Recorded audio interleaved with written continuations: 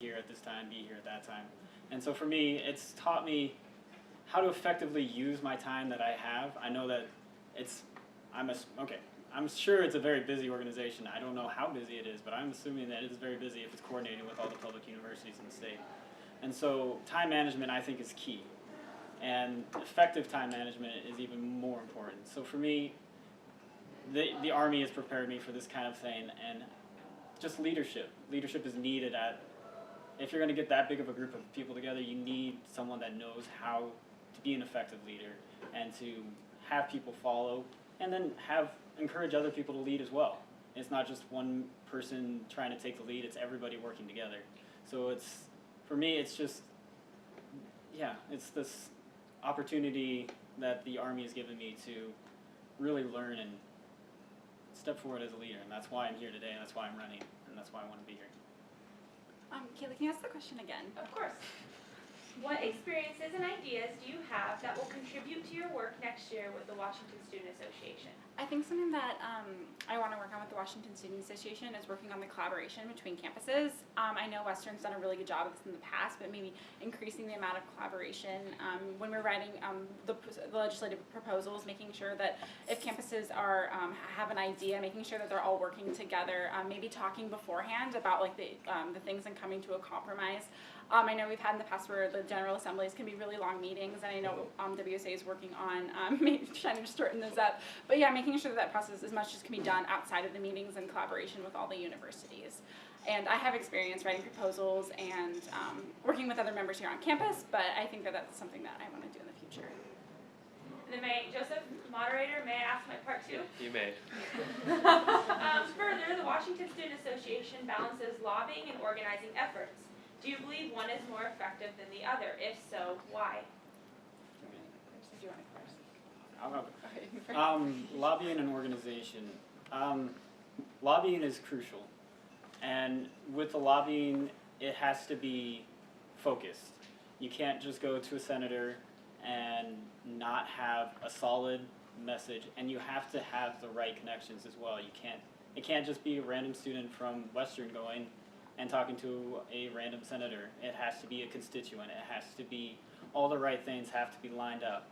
And so for me, lobbying is huge, but organization, if there's no organization, you can't effectively lobby. I mean, you're going to get there, and you're going to get to the Senate, and you're going to be, what am I doing? Or how many senators can you really reach if you're not organized? So there's not one that's more important than the other. I think they're both equally important. One can't survive without the other. Organization without lobbying is ineffective, and lobbying without organization won't happen. So. This is a really hard question because I'm really passionate about lobbying, and I know the work that the lobbyists do, student lobbyists do in Olympia is really crucial, but also organizing is something that I kind of have experience with within Western Votes. I would actually say organizing is probably the most important in the capacity as VP for Governmental Affairs. I think I mentioned this in my AS review article, but you could be the only student, like I could go down to Olympia and be the only student in the room, but that's not going to be as effective if you were to able to organize to students, reach out to other students, and make sure that as many students knew about Viking Lobby Day as possible, and then you have a huge amount of students down in Olympia. If you bring 100 students to Olympia, legislators will pay attention to you. And so I think in the capacity for the Vice President for Governmental Affairs, I do think organizing is the most important part, and then lobbying is the most important part if you're going to be the legislative liaison. Can I ask a question, like, for anyone to answer? You choose. Oh. Okay. Yeah. Okay. Well, whoever wants to For answer. anyone to answer. A lot of you have talked about branding and social media and, making sure the AS and resources are out there. However, how will you ensure that you're not overstepping your boundaries as a board of directors? Because we do have a communications office that has worked very, very hard this year to put in a branding guide in place and making sure that all the offices and all the departments, because as you all know, we're one of the largest organizations. So how will you ensure that you're not working, that your message is unified and it's working together and collaboratively versus just one message? And anyone can answer. I guess the most organized way might start down here and just work down the line and get 30 seconds each. I don't want, like, I mean. Well, I mean, you can think about who's answer the least number of questions and then give those people a shot. I'm just saying. Yeah. Equal talk time. That's what I'm gonna do. Anyone can answer. Well, it would be by doing just that, collaborating with the communications office. I mean, collaboration is key to being a VP, I think. You can't do it by yourself. You have to collaborate with other offices and other students in the body as a whole. So definitely having a good relationship with the comms office and making sure that anytime you're going to post anything, you run it through them, or anytime you're going to do anything big on media, you run it through them, because we're not specialists on PR. They are, so we need to ask them first. If I had my ditto card, I'd be waving it enthusiastically. Well, going off of what she says, what I've noticed, I found that the communications office is doing really well this year, and like Giselle said, to just collaborate more with them and see what more we all can do. I think something that really helped Western Votes and the Representation and Engagement Programs Office was to sit down with the comm director at the beginning of the year and talk about branding and what we wanted to do. And I know I wasn't a specialist on it at all, and I still am not. But I think that meeting really helped us learn what type of data what time of day to post, and what gets the most student attention.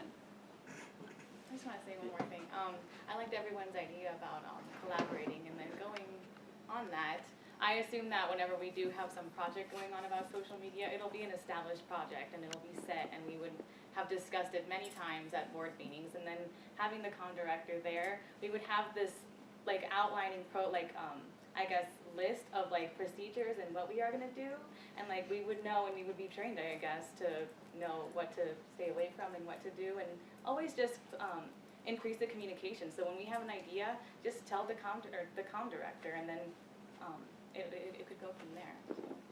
Yeah. Anyone else? Okay. Yeah. Okay, so as you may or this is for the VP of Governmental Affairs. So as you may or may not know, Carver Academic Facility is a very structurally unsound building, and it's been something that the university is trying to get funding for to make the building actually safe for students. It's something that the legislators have not, it's something that we haven't been able to get money for many years. So in this next coming year, how will you organize on campus to make sure that that's an issue that students are organizing around and really get our voice heard so the building doesn't collapse and kill everyone? Extreme. Okay. That's definitely something that I want to focus on this year. We were lucky enough, it's not lucky, but we worked hard enough where the House, the Senate, and the Governor all allocated $5 million for Carver in their budgets, but unfortunately the capital budgets did not pass. So I think trying to bring down more students that are in those in Carver Academic Facility, the physical education, and yes, that office is in there. Bring them down to Olympia, because those are the students that sit in those classrooms. Those are the students that experience the unsoundness of the building, and those are the students that are going to have the best stories to share to legislators, to sit down and say, hey, I don't feel safe in my classroom, and I don't feel like that's right. And so I think that's the best way to be able to convey to legislators is to bring down a group of students, maybe even on a specialized lobby day, down to Olympia to talk about Carver Academic Facility. This was a big issue for both Sarah and I in our statements, I believe. I was there when you guys came down and lobbied at the internship. I heard the lobby, but before then I had never heard anything about the Carver Academic Facility and how it was structurally impaired. So honestly, it starts on campus. You have to let the people know that I've never taken a class in Carver, and I don't know that I ever will as a poli-sci major. But it's important that the students know that it's structurally unsound. I would assume a high percentage of the students here don't even know. And if they did, they would probably raise their voices without much effort. So educating the students on campus is big, and then bringing them down, and then showing pictures. Pictures tell 1,000 words. I mean, pictures would be so much better than just words on paper. And we can show the senators in person, because I know when I worked with my senator this year at the internship, He didn't care at all about what we had to say about Carver Gym. It's rude, but it is what it is. So pictures and personal experiences, and I don't know if the AS has within their budget to bring in some kind of, maybe not expert, but someone who knows a thing or two about that kind of thing, and come in and just inspect the building, unofficially maybe, and then bring his or her experience down to Olympia with us, and then have him help to lobby as well, and help us just to lobby in favor of it. So that's that. Thank you. All right, now for our final Twitter question. This is a yes or no question, but I think you all can elaborate. This is for the student life. Can we please fix the C-lot potholes? Yes, definitely. I mean, I think that, I think it would be too simple to say that the university does not know about the whole problem that is the C-lots, because they have to park there too. But I think that really the big thing that needs to happen is just to continue that push. I mean, it's a huge project, multi-million-dollar project, and so the associated students, I don't think is playing a huge role in what is happening with it. However, I mean, I think definitely as VP of Student Life, I would try and make sure that that's still on the table, that it's still on their minds. Pester them. So I received some information that had a big discussion about what to do about the C-lots, and one of the ideas was we need to raise the parking rates to help pay for this sort of thing. This is a university thing. This isn't going with the associated students, I believe. No, I'm wrong. This is something that the associated students can take care of. But I actually don't have all the information with me right now. I'm not going to speak on it if I don't know what I'm talking about. I actually happened to be at one of the board meetings where they were discussing this issue, and I do believe that there is collaboration between the AS and the university on fixing this, and that there is like a plan already set up to fix this issue. Please correct me if I'm wrong, but I do believe that they're already working on this issue. Right? You could, Should I just talk about this? Yeah. Yeah. That would be great. Okay, so the Parking and Transportation Advisory Committee was formed essentially because parking is a self-sustaining entity on campus, and they don't get any funding anywhere, and they're in the red, and they're dipping from their reserves. So first, they're fixing their whole budget structure because it's not working. So then, once they fix that, they'll be able to pay the C-lots, Lincoln Creek, which will cost billions of dollars, so we'll hopefully someday happen. So it's not going to happen anytime soon. So. Oh. Thank you. I was wondering if I could go on with this from a different perspective. There's a class within the environmental studies major out of the Office of Sustainability that works on projects that could possibly be implemented through the green energy fee. In one project that was introduced at the end of last school year, this group of students came up with an idea of this sort of porous cement that is environmentally friendly because the water just doesn't run into the storm drains and just goes through the cement. But I am not sure about more details about it. Maybe if you go to the Green Energy Fee website, you can look up those plans those students have made. Oh, sorry. So this is a question for VP for Academic Affairs. So this has been a little lonely. So how would you address the fact that it's getting harder and harder for students to graduate within 4 years? I'm sure, as you all know, it's really it's taking so much longer than 4 years for students to graduate. So yeah, how would you address that in your position and within your capacity of what you can do? Well, I'm a junior this year, and so next year I'm supposed to be graduating, but that's not going to happen. I'm actually taking the extra year. So I think what would have helped me, in my opinion, is more reach out from the academic advisors. They didn't really communicate with me, the process of applying for graduation or applying for a major and things like that. And I feel like if that was more, if that was reached out earlier in the years, it would definitely help.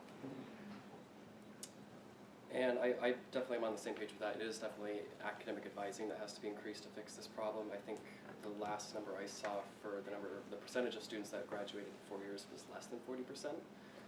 So it's it's a huge problem here, which is why people tend to stay longer than they should, and we need to definitely increase, not should, but longer than they have to.